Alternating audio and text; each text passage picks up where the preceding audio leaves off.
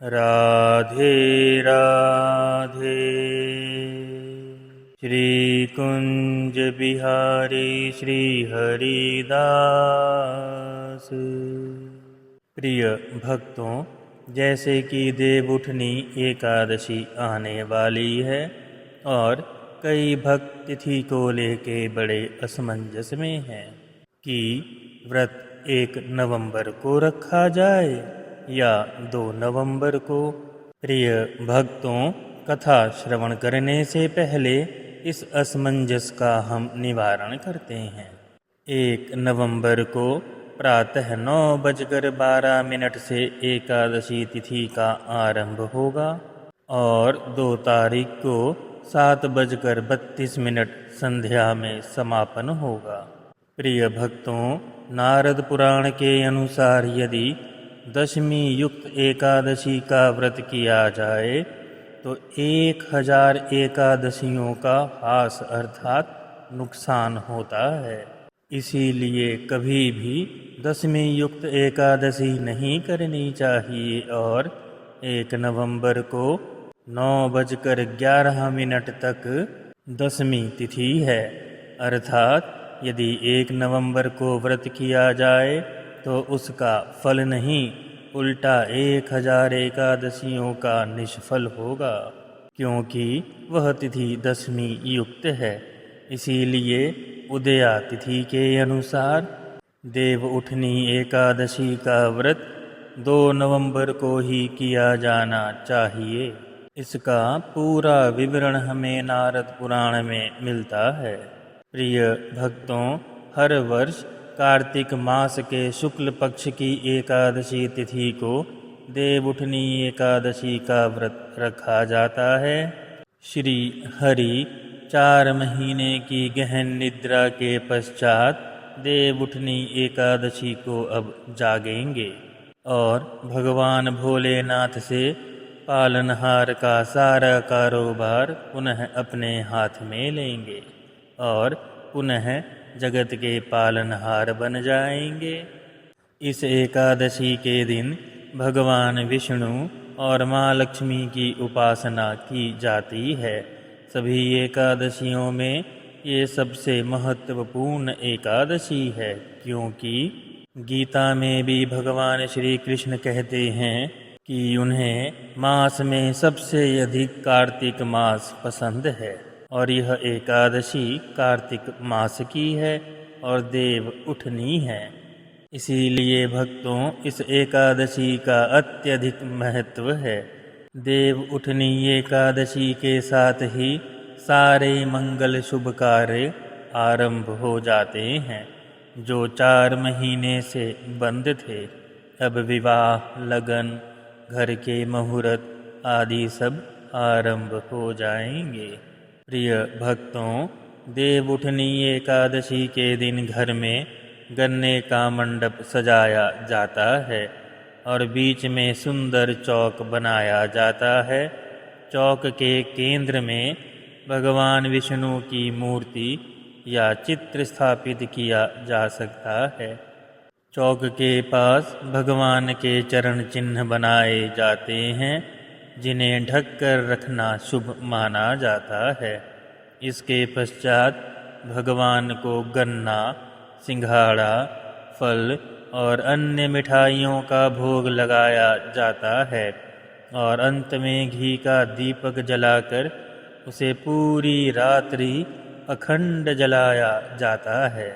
रात्रि में जागरण किया जाता है, रात में सोया नहीं जाता और जब जागरण करें तो नाम जाप अथवा कीर्तन या स्वाध्याय करें, अर्थात भगवत गीता या भागवत महापुराण का स्वयं पाठ करें या श्रवण करें।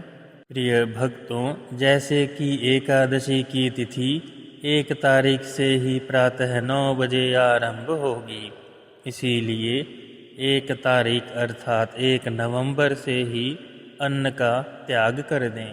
इस दिन अनाज, चावल आदि खाना वर्जित है, क्योंकि सभी पापों का उसमें निवास होता है और जो यह खाता है वह पाप खाता है।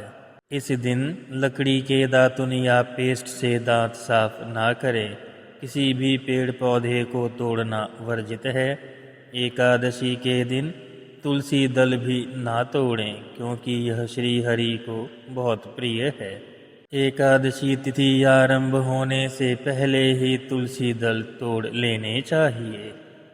वैष्णव भक्त गलती से भी गोभी, गाजर, शलगम, पालक, कुल्फा का साग आदि का सेवन बिल्कुल ना करें। श्री हरि को दीपदान करने के पश्चात आप अपने गुरु मंत्र का जाप करें, अथवा आप इन मंत्रों का भी श्रवण कर सकते हैं। अं वासुदेवाय नमः।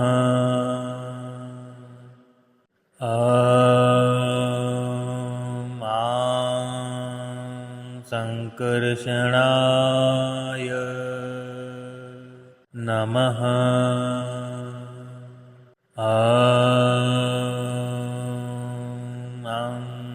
प्रद्युम्नाय नमः।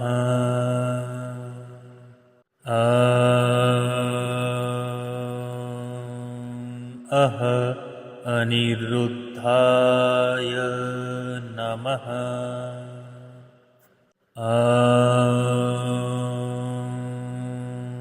नारायणाय नमः।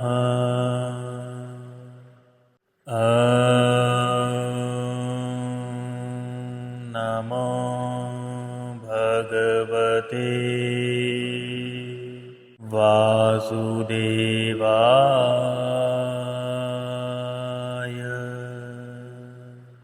प्रिय भक्तों, आइए अब पद्म पुराण में वर्णित कथा का श्रवण आरंभ करते हैं।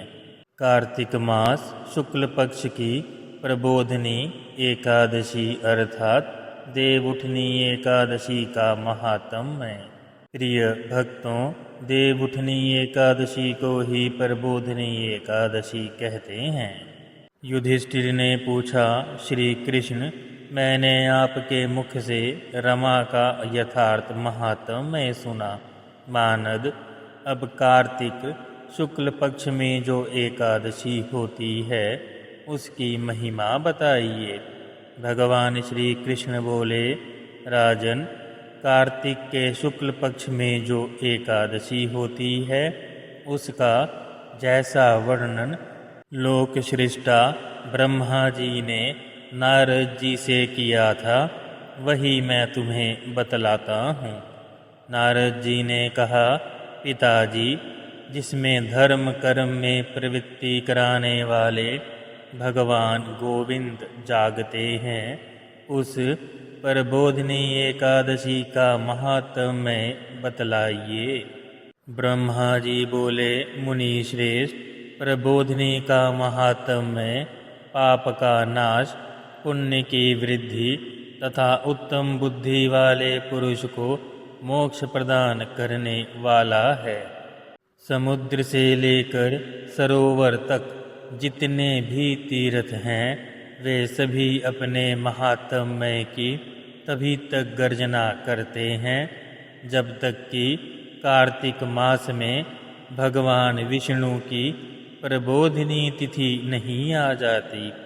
प्रबोधनी एकादशी को एक ही उपवास कर लेने से मनुष्य 1000 अश्वमेघ यज्ञ तथा 100 राजसूय यज्ञ का फल पा लेता है।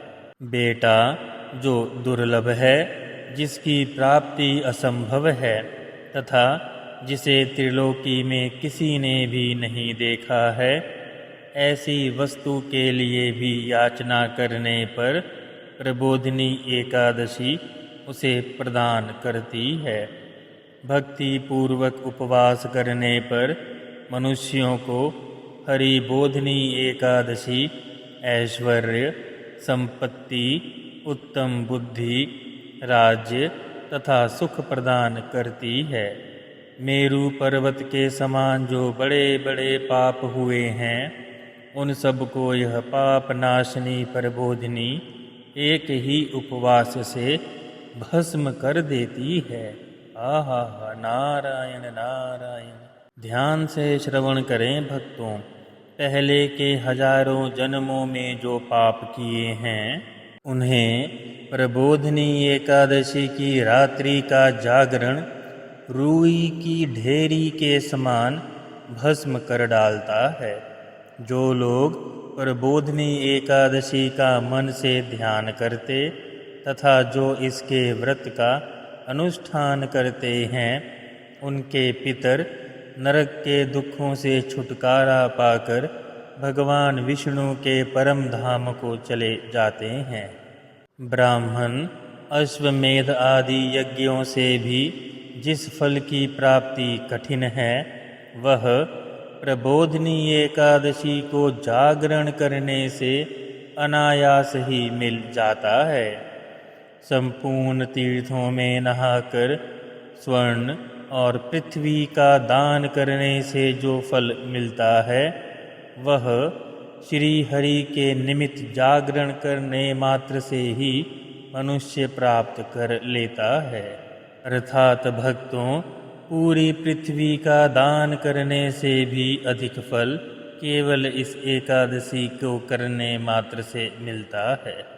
जैसे मनुष्यों के लिए मृत्यु अनिवार्य है उसी प्रकार धन संपत्ति मात्र भी क्षण भंगुर है।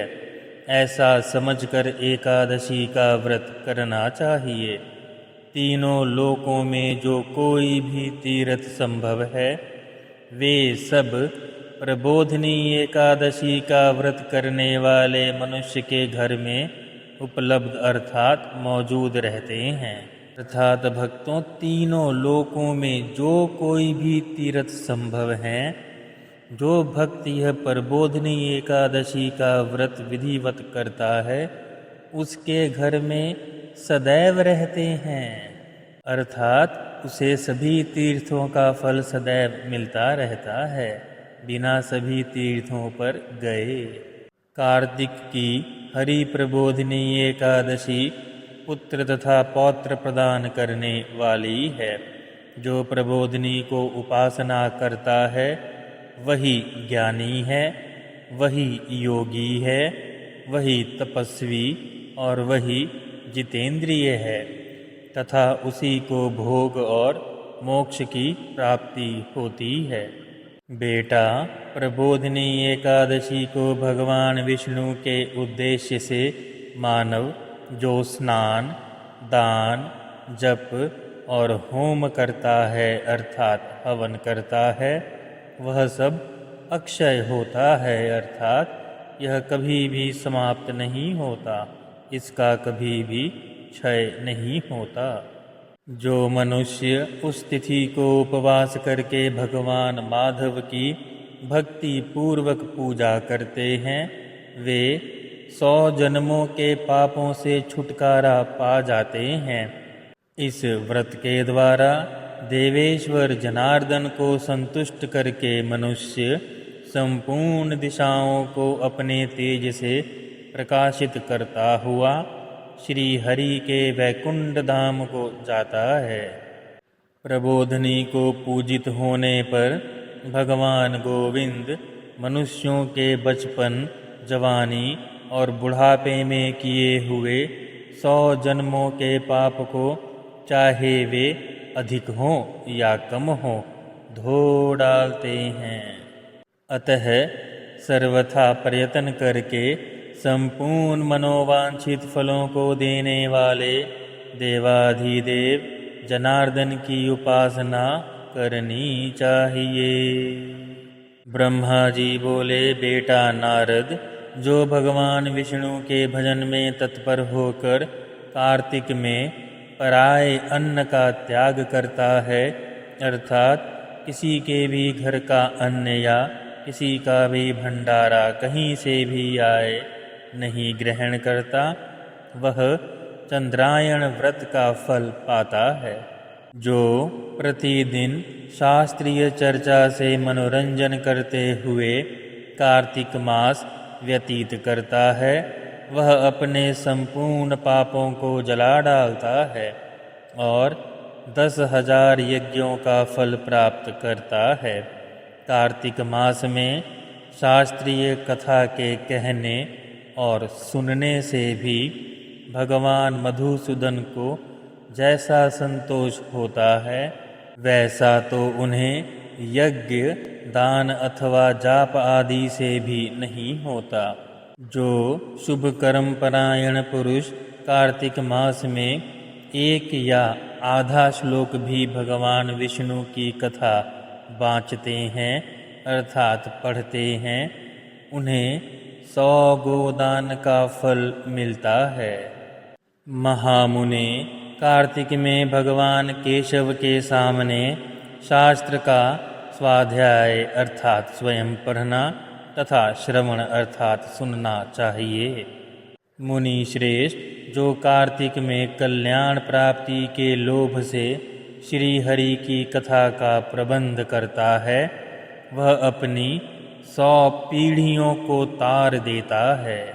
सदा नियम पूर्वक कार्तिक मास में भगवान विष्णु की जो कथा सुनता है, उसे सहस्त्र गोदान का फल प्राप्त होता है।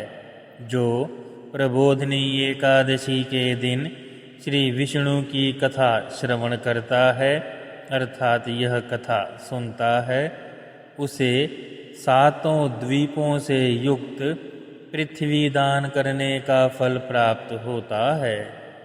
मुनि श्रेष्ठ, जो भगवान विष्णु की कथा सुनकर अपनी शक्ति के अनुसार कथावाचक की पूजा करते हैं, उन्हें अक्षय लोक की प्राप्ति होती है।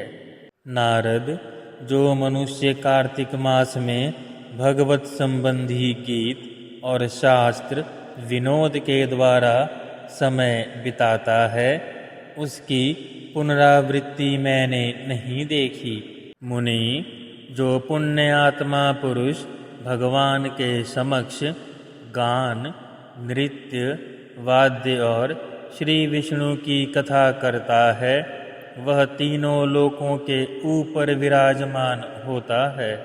कहाँ भक्तों, तीनों लोकों से ऊपर विराजमान होता है। मुनि श्रेष्ठ, कार्तिक की प्रबोधिनी एकादशी के दिन बहुत से फल, फूल, कपूर, अर्गजा और कुमकुम के द्वारा श्री हरि की पूजा करनी चाहिए। एकादशी आने पर धन की कंजूसी नहीं करनी चाहिए। प्रिय भक्तों, ये महात्म्य में ऐसा ही लिखा है, यह हमारी तरफ से नहीं जोड़ा गया, क्योंकि उस दिन दान आदि करने से असंख्य पुण्य की प्राप्ति होती है। प्रबोधिनी को जागरण के समय शंख में जल लेकर फल तथा नाना प्रकार के द्रव्यों के साथ श्री जनार्दन को अर्घ्य देना चाहिए। भक्तों, शंख में जल लेकर नाना प्रकार के द्रव्यों के साथ श्री जनार्दन को अर्घ्य देना चाहिए। शंख के साथ जल देना है। संपूर्ण तीर्थों में स्नान करने और सब प्रकार के दान देने से जो फल मिलता है, वही फल प्रबोधिनी एकादशी को अर्घ्य देने से करोड़ गुना होकर प्राप्त होता है। देवेश, अर्घ्य के पश्चात भोजन, आच्छादन और दक्षिणा आदि के द्वारा भगवान विष्णु की प्रसन्नता के लिए गुरु की पूजा करनी चाहिए। जो मनुष्य उस दिन श्रीमद् भागवत की कथा सुनता अथवा पुराण का पाठ करता है, उसे एक एक अक्षर पर कपिला गौ का दान करने का फल मिलता है। मुनि श्रेष्ठ, कार्तिक में जो मनुष्य अपनी शक्ति के अनुसार शास्त्रोक्त रीति से वैष्णव व्रत अर्थात एकादशी का पालन करता है, उसकी मुक्ति अविचल है। केतकी के एक पत्ते से पूजित होने पर भगवान गरुड़ ध्वज 1000 वर्ष तक अत्यंत तृप्त रहते हैं। देवेश, जो अगस्त के फूल से भगवान जनार्दन की पूजा करता है, उसके दर्शन मात्र से नरक की आग बुझ जाती है। वत्स, जो कार्तिक में भगवान जनार्दन को तुलसी के पत्र और पुष्प अर्पण करता है, उसका जन्म भर का किया हुआ सारा पाप भस्म हो जाता है। मुने, जो प्रतिदिन दर्शन, स्पर्श, ध्यान, नाम कीर्तन, स्तवन, अर्पण, सेचन, नित्य पूजन तथा नमस्कार के द्वारा तुलसी में नव प्रकार की अर्थात नवाधा भक्ति करते हैं, वे कोटि सहस्त्र युगों का पुण्य का विस्तार करते हैं। पद्म पुराण अध्याय 63 श्लोक 61 से 63। तुलसी दल पुष्पाणि ये यच्छन्ति जनार्दने, कार्तिके सकलं वत्स पापं जन्मार्जितं दहेत। दृष्टा सपृष्टात् वा ध्याता कीर्तिता नामतः स्तुता, रोपिता सेचिता नित्यं पूजिता तुलसी नता। नवधा तुलसी भक्तिं ये कुर्वन्ति दिने दिने, युग कोटिसहस्राणि तन्वन्ति सुकृतं मुने। इसीलिए भक्तों तुलसी दल और तुलसी के पुष्प से नवादा भक्ति अवश्य करें। नारद, सब प्रकार के फूलों और पत्तों को चढ़ाने से जो फल प्राप्त होता है, वह कार्तिक मास में तुलसी के एक पत्ते के अर्पण से ही मिल जाता है। कार्तिक आया देख प्रतिदिन नियम पूर्वक तुलसी के कोमल पत्तों से महाविष्णु श्री जनार्दन का पूजन करना चाहिए। 100 यज्ञों द्वारा देवताओं का यजन करने और अनेक प्रकार के दान देने से जो पुण्य प्राप्त होता है, वह कार्तिक में तुलसी दल मात्र से केशव की पूजा करने से प्राप्त हो जाता है। पद्म पुराण में वर्णित प्रबोधिनी अर्थात देवउठनी एकादशी महात्म्य कथा संपूर्णम्। श्री कुंज बिहारी श्री हरिदास। प्रिय भक्तों, आप सबसे प्रार्थना है कि चैनल को सब्सक्राइब करके हमारी रीचबिलिटी बढ़ाने में अपना सहयोग अवश्य दें। इससे हमें सनातन धर्म की सेवा के लिए बहुत प्रोत्साहन मिलता है। राधे राधे।